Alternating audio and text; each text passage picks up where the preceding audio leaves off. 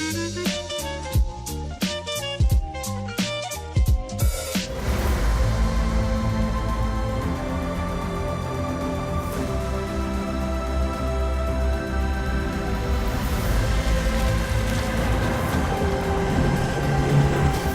film présente ce qui est de beau, ce qu'il y a encore de beau sur la planète en matière de vie animale et d'écosystème.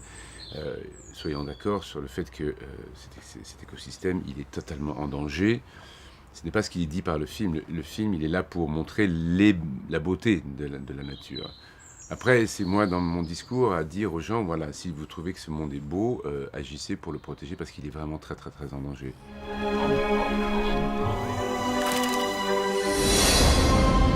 C'est un film qui est pour les familles, c'est-à-dire que c'est un peu un livre d'images, mais qui doit susciter un débat au sein des familles.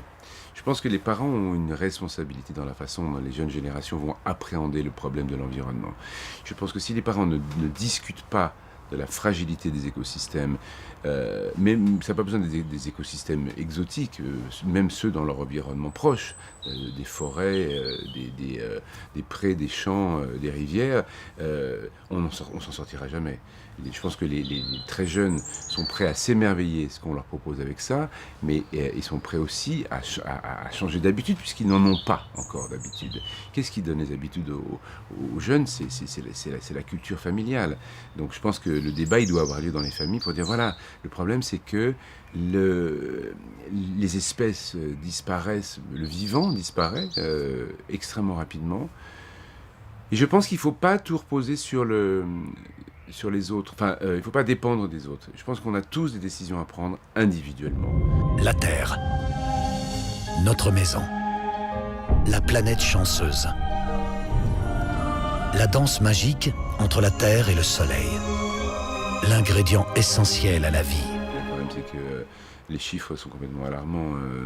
Les chiffres de la disparition des espèces végétales, animales, et on parle des vertébrés principalement, mais aussi des insectes. C'est très difficile de rester positif et en même temps, je pense que ça aiguise chez des gens comme moi un désir, au contraire, de faire un effort tant qu'on peut, parce que ça se joue maintenant véritablement et que quand on est passionné comme moi par la nature et l'état de la Terre, par les écosystèmes, et qu'on se renseigne et qu'on lit les chiffres, on est accablé. Parce que vraiment, on a l'impression que malgré tout ce que les scientifiques ont pu dire, malgré tout ce qui a été annoncé, personne ne change ses habitudes.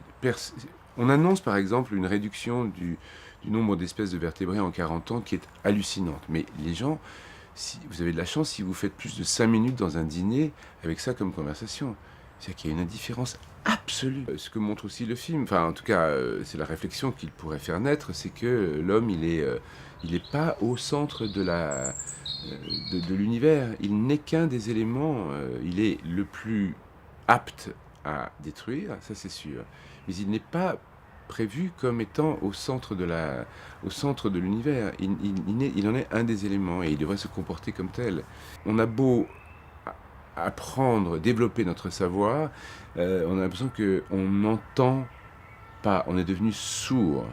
Les scientifiques s'égosillent, ils ne savent plus comment dire qu'on est en train de vraiment casser les choses de façon irréversible.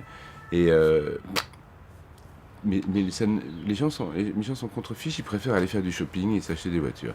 À un moment donné, on dit, mais ok, bah, c'est bon, quoi. Allons-y.